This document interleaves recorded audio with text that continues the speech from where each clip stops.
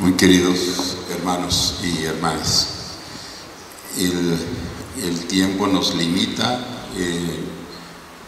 Al iniciar la misa me dicen que hay misa de 10, entonces vamos a ser muy breves.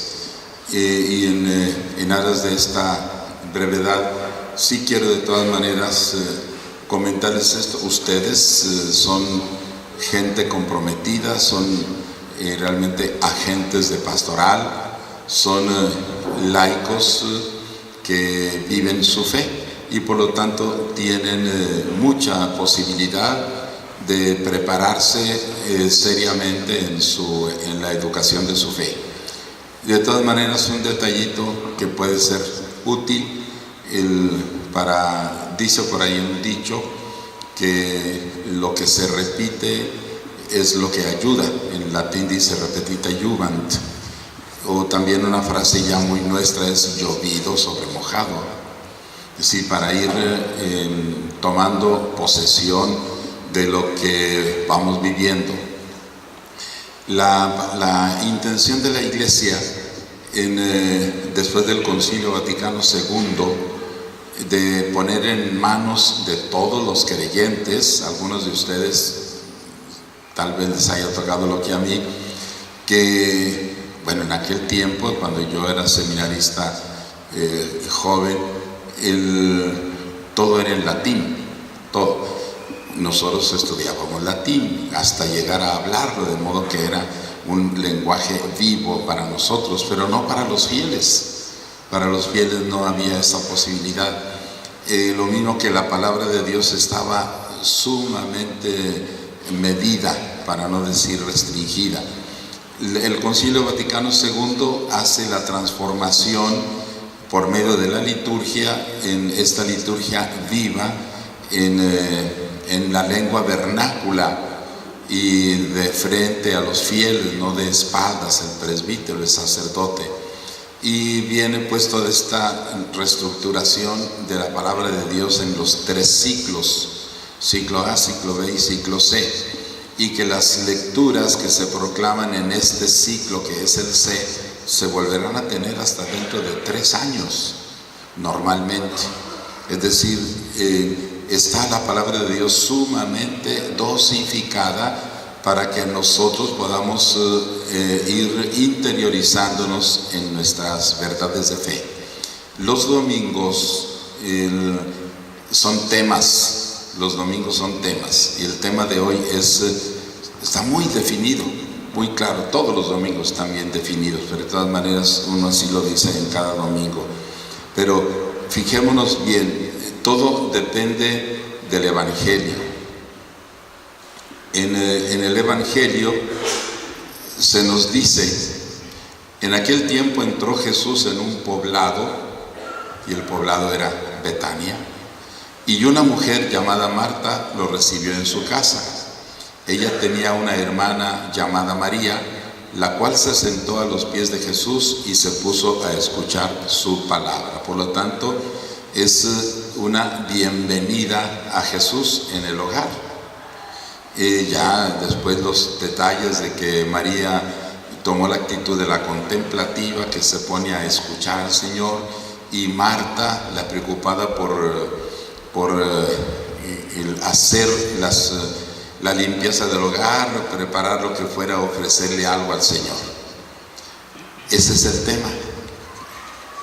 ¿Cuál es el tema de la primera lectura que normalmente está en consonancia con el tema del Evangelio, sin nombrarlo desde luego, porque es del Antiguo Testamento y más aún es del libro del Génesis, del primer libro de la Biblia, o sea, cientos de años antes del Evangelio? Pero ¿qué pasa? Un día el Señor se le apareció a Abraham en el encinar de Mambré. Abraham estaba sentado a la entrada de su tienda a la hora del calor más fuerte. Levantando la vista, vio de pronto a 3 hombres que estaban de pie ante él. Al verlos, se dirigió a ellos rápidamente desde la puerta de la tienda y, postrado en tierra, dijo: Señor mío, si he hallado gracia a tus ojos, te ruego que no pases junto a mí sin detenerte. Es la misma actitud del Evangelio. Marta y María que reciben a Jesús y lo atienden. En la primera lectura, Abraham, con esa sensibilidad de quien es hombre de Dios, sensibilidad, ve a estos tres personajes y nadie le ha dicho nada, pero él, con esa actitud de sentido espiritual, los tiene como voluntad de Dios, como enviados de Dios, y por eso los recibe en su casa. No pases por mi casa sin detenerte, pásale y te voy a atender, y lo atiende de todo a todo.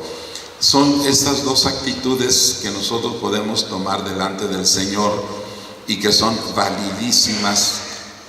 En la primera lectura se pone de relieve esta actitud de acogida, de darle lo mejor al que viene, de hacerse un buen anfitrión y recibirlo en su casa y darle lo mejor. Nos relata la primera lectura cómo dispone de inmediato que se prepare una buena comida, se les da agua para que se laven los pies, etc.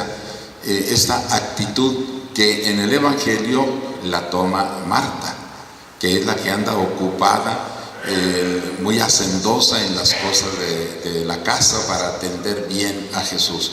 Y la otra parte de la contemplación, es decir, recibir al Señor y estar pendiente de su palabra, de lo que Él diga. Nosotros como comprometidos debemos también saber tener estas actitudes, las dos. Es decir, debemos ser contemplativos. Dicen en lo que es la historia, de alguna manera, de Santo Tomás de Aquino. Santo Tomás de Aquino es del mismo tiempo de San Francisco de Asís, del siglo XIII, o sea, hace 700 años, casi 800 años. Y se le tiene a Santo Tomás de Aquino como el filósofo y teólogo más grande de la historia de la Iglesia. Inclusive su metodología de profundización y todo se llama precisamente el sentido de Santo Tomás, ¿no? Santo Tomás de Aquino. Y él, Santo Tomás, que murió también joven, no llegó a los 50 años, y sin embargo es un hombre cultísimo, sabio, y que dejó toda esa estela en la iglesia, y en tiempos en que no había luz, más que la luz mortecina de la vela que podía uno tener a la mano, y por leer, estudiar, escribir, rezar, desde luego, porque se dice que Jesús, en diálogo de contemplación con Santo Tomás, le dice: Tomás, tú sabes más de mí por estos momentos de contemplación que por todo lo que has leído y escrito. Sabes más de mí por estos momentos de contemplación. Es decir, no podemos dejar de ninguna manera una actitud por la otra, negando una o negando la otra, sino que debemos estar abiertos a las dos actitudes. Habrá que privilegiar alguna, sí, pero sin descuidar la otra. Y por eso en la vida, por ejemplo, de la vida religiosa, pues hay las religiosas y también los religiosos que se entregan particularmente al sentido contemplativo, que su vida es de encierro contemplativo, vida contemplativa.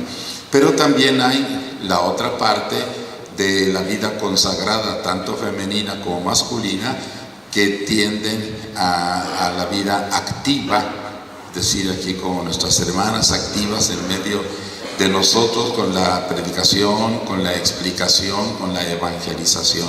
Y es también lo que nosotros debemos, adentrándonos a través de la contemplación en lo que Dios quiere de nosotros, lo que Dios quiere de nosotros. Y no me extiendo más, les quiero decir que también que en estos días, a partir de mañana, nuestra iglesia diocesana entra en lo que se llama el preseminario. Es decir, vamos a ofrecer el cuerpo de la semana de lunes a viernes con un sentido de captar a todos aquellos jóvenes que tengan intenciones o inquietudes sacerdotales, y los acompañamos en una serie de charlas, pláticas, dinámicas que les ayuden a ver cuál es el caminar a través del seminario para llegar luego posiblemente a la vida sacerdotal. Aquí nos acompaña Jonathan, que él concluyó ya su vida de seminarista, es decir, apenas cerró ya las puertas del seminario para él, y ya como diácono empieza a vivir un año especial de servicio, que eso significa diaconía, servicio. Y si Dios quiere, dentro de un año él puede dar o se le invitará a dar el paso del presbiterado. Pidamos de veras al Señor que nos bendiga, particularmente ahora con las vocaciones al seminario, a la posibilidad de la vida sacerdotal, pero que tengamos también siempre presente la vida consagrada, la vida religiosa masculina y femenina, para que el Señor nos bendiga con abundancia de vocaciones. Y un último detalle: el tema de ustedes va a girar en torno a la misericordia. Yo simplemente les digo, el mundo está lleno de pecado. Entre nosotros mismos también estamos llenos de pecado. En la carta a los Hebreos, cuando se nos habla del sacerdote, se nos dice que el sacerdote es un hombre tomado de entre los hombres y puesto al servicio de los hombres en todo aquello que dice relación con Dios. Por eso se le llama pontífice, el que es puente entre lo temporal y lo eterno, pontífice, hecho puente. Pidamos al Señor de veras que nos bendiga, que nosotros sepamos, y eso todos nosotros, tratar de rescatar al ser humano de su pecado.